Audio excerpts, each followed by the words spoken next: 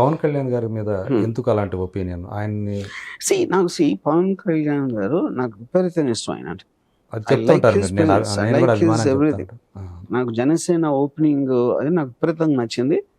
అది maybe subsequent thing అంత అవ్వకపోవచ్చు, కాకపోతే ఒక అంత కరిష్మా అంత ఒక, and I also believe that is a very నిజాయితీ person. I truly believe that.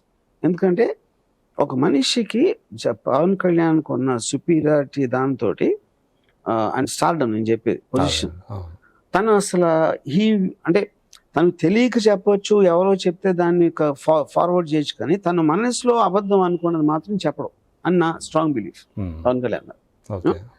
కానీ ఈ పాయింట్ అది కాదు కదా. పాయింట్ మీరు పొలిటికల్ లీడర్లో మోస్ట్ ఇంపార్టెంట్, మీరు వరల్డ్ వైడ్ హిస్టరీలో చూసుకుంటే కన్సిస్టెన్సీ ఉండాలి. స్థిరత్వం. మీరు బిలీవ్ చేసిన బిలీఫ్ సిస్టమ్ కట్టుబడి ఉండాలి. అది పవన్ కళ్యాణ్ నాకు అనిపించలేదు. ఓకే, అది రాను ఇన్కన్సిస్టెన్సీ అనేది పెరిగిపోయి కన్సిస్టెన్సీ అనేది లేదు ఇప్పుడు. అంటే ఒక మాట సీరియస్ గా మీరు చంద్రబాబు నాయుడుని తిట్టారు, అంతే సీరియస్ గా పొగుడుతూ ఉంటే ఇంకా కన్సిస్టెన్సీ ఎలా ఉంటది?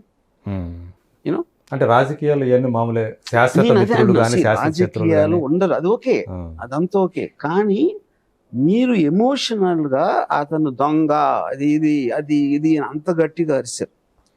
ఎప్పుడు మామూలే, ఒకే ఒక పర్టికులర్ అంటే మనం విడిపోదాం అని సామరస్యం విడిపోయారు, మళ్ళీ కలిశారు, అది వేరు. మీరు క్యారెక్టర్ అసాసినేట్ చేశారు, దొంగ అన్నారు, దగులుబాయ్ అన్నారు, అవన్నీ పొడిచారు, అది కూడా చెప్పారు. అవును, ఎమోషనల్ ఆస్పెక్ట్ లో బ్లేమ్ చేయటానికి ఒక కేవలం ఒక కొన్ని టర్మ్స్ లేకపోతే పాలసీ డిసిషన్స్ లో మీకు ఇది ఉండటానికి తేడా ఉంటది కదా. ఫైనల్ గా మీకు ఒక personality ఎప్పుడవుతారు? Consistency.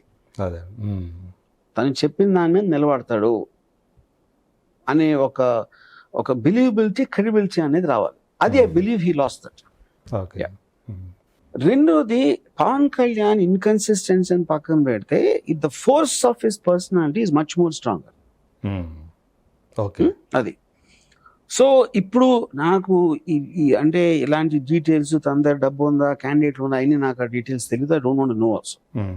Only my comment on his personal charisma is far bigger than CBN and entire TDP put together. Okay. And I believe he has a political గా కూడా అంటారు. పొలిటికల్ గా నేను చెప్పేది నా బిలీఫ్ అది. ఓకే, ఎందుకంటే కరిష్మా బేసిక్ ఎవెన్చువల్ ఇప్పుడు ఒక పాయింట్, ఎస్ మన జనసేన ఓడిపోయింది, కానీ ద పాయింట్ ఈజ్ ఇవాళ కళ్యాణ్ జగన్ గారి మీద నెగిటివ్ ఉంది అని నమ్ముతున్నాడు కదా, అందుకనే అంత మాట్లాడుతున్నాడు కదా. ప్రజల్లో ఉందని, ప్రజల్లో ఉందని తను ఎంత నమ్మకపోతే తను అలా మాట్లాడతాడు. It is not about his personal thing, because he saying that for the public. ఇప్పుడు ఉదాహరణకి నాకు మీరు తెలుసు అనుకోండి, మీకు ఒక పర్టికులర్ పర్సన్కి మీరు కొంచెం క్లోజ్ అనుకున్నాం, నేను మీతో అతని గురించి బ్యాడ్ ఎప్పుడు మాట్లాడతాను, మీకు కూడా అంతో బ్యాడ్ ఫీలింగ్ ఉందా బట్టే మాట్లాడతాను, లేకపోతే మాట్లాడను కదా. అప్పుడు నా వాయిస్ దాన్ని బట్టి మారుతుంది. అవును, ఇప్పుడు మీకు కూడా కొంచెం ఉంది అంటే మీరు అనుకున్నంత ఇది కాదండి అంటారు. ఎప్పుడైతే మీకు కూడా అంతే ఉందనుకున్నప్పుడు చాలా గట్టిగా అరుస్తాను. That is what's happening there as far as Pavan Kalyan is concern. Keeping that aside, I believe he has a far bigger chance of winning if he comes solo. అది నా బిలీఫ్ అది. ఓకే, సో ఇప్పుడు వాళ్ళిద్దరి యొక్క కలిసి పోటీ చేస్తున్నందువల్ల, పొత్తుల వల్ల, అది పెద్ద పార్టీ కదా, టీడీపీ అనేది పెద్ద పార్టీ, డైల్యూట్ అయిపోతుంది.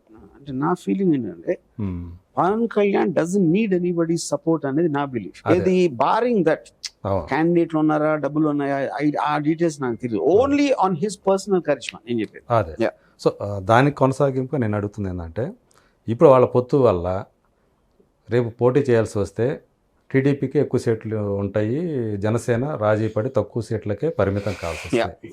సో దీనివల్ల అంటే పవన్ కళ్యాణ్ తాను స్వయంగా ఏదైతే మీరు కరిష్మా అని చెప్తున్నారో, జనాల్లో తనకున్నటువంటి కరిష్మాకి తగ్గట్టుగా తన బలాన్ని పెంచుకోకుండా తన చేతులారా తనే తగ్గించేసుకుంటున్నాడు.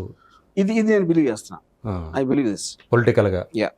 ఓకే, సో అదే సమయంలో జగన్ సంగతి చూసుకుందాం. ఇప్పుడు జగన్ ఆల్మోస్ట్ 5 yearsకి దగ్గరకు వచ్చేస్తుంది. సో ముందు ఎవరు ఊహించని విధంగా ఆయన అన్ని సీట్లో గెలుపొందటం, టీడీపీ 23 సీట్లకే పరిమితం అవటం అనేది ఎవ్వరూ కూడా ఊహించండి. అవును. ఈవెన్ జగన్ కూడా నమ్మలేకపోయారు జనం అంత విజయాన్ని కట్టబెట్టడం అనేది. సో ఈ 5 years ఈ పీరియడ్లో మీరు ఆయన పరిపాలన చూశారు. సో మీకు ఈ వ్యూహంలో ఇది మాత్రం నాకు అసలు తెలియదండి. దానికి కారణం ఏంటంటే నేను అసలు పాలిటిక్స్ నేను ఫాలో అవును. చంద్రబాబు నాయుడు గారు ఏం చేశారు, ఆయన హైదరాబాద్ కట్టారా, సెల్ ఫోన్ ఆయనే తెచ్చారా, నిజంగా నేను అవి ఫాలో అవ్వలేదు. యూనో, సో జనరల్ పబ్లిక్ పరిపాలన అనేది ఎలా పర్సీవ్ చేస్తారు, వాళ్ళకి ఏదైనా పథకాలు వచ్చినాయా, లేకపోతే వాళ్ళ కనీస అవసరాలు వస్తున్నాయా లేదా అనేది ఎవరెవరు ఇండియాలో ఫాలో అవుతుందో నాకు తెలియదు. Absolute. So I have no clue. నాకు వైసీపీ పార్టీ గురించి కానీ వైసీపీ పరిపాలన గురించి కానీ నాకు తెలియదు. అంటే వైఎస్ జగన్ చేసిన పనులు ఏవి కూడా నాకు ఎందుకంటే నేను ఎక్స్పర్ట్ కాదు దాంట్లో, ఏం చేయలేదు. ఫర్ ఎగ్జాంపుల్ సంక్షేమ పథకాలు ఉంటాయి, లేకపోతే అభివృద్ధి. అది ఇప్పుడు మీకు ఒక జాబ్ ఇచ్చిన తర్వాత మీకున్న రిసోర్సెస్లో ఏది మీరు ఇంపార్టెంట్, అన్నీ చేసేసి అన్నిటికీ డబ్బులు ఉంటే అందరూ చేస్తారు కదా, ఎవరైనా ఎందుకు చేయకుండా ఉంటారు. How you are bifurcating depends upon your own perception of what the problem is. దాంట్లో నాకు లేదు, నేను అదేమే దాన్ని స్టడీ చేసి ఏది కరెక్ట్ ఏది కాదని విశ్లేషించి చెప్పగలిగే నాలెడ్జ్ నా దగ్గర లేదు. But I trust him as a person. అప్పుడు నాకు నమ్మకం ఉన్న ఒక మనిషి చేసినప్పుడు అది కరెక్ట్ ఏమో అనుకుంటా. I will give that long rope. ఎందుకంటే నేను అదే బిజినెస్లో ఉన్నాను అనుకోండి, అప్పుడు నాకు ఎక్కువ తెలుస్తుంది కాబట్టి I might have an opinion on that. తప్ప ఒప్ప అని అది నాకు లేదు. అంటే పొలిటికల్గా ఆయన మీద ఎలాంటి ఒపీనియన్ లేకుండా వ్యూహం అనేది పొలిటికల్ డిఫరెంట్ అండి. అది నేను అదే చెప్తున్నా.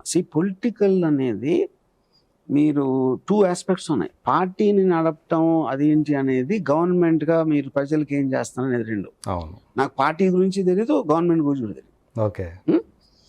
వ్యక్తులుగా మాత్రం సినిమా ఇప్పుడు నేను సినిమా డైరెక్టర్, మీరు డైరెక్టర్ కాదు. మీరు కలిసినప్పుడు మీరు ఏదో ఒపీనియన్ ఉంటుంది కదా నా మీద, ఖచ్చితంగా ఉంటుంది. నా సినిమా కొన్ని మీకు నచ్చచ్చు, కొన్ని నచ్చకపోవచ్చు, లేకపోతే ఇది అనుకోవచ్చు అది అనుకోవచ్చు, అది నా వర్క్. అది on a personal level it is different, professionally what I'm doing is different. అది నేను చెప్పేది.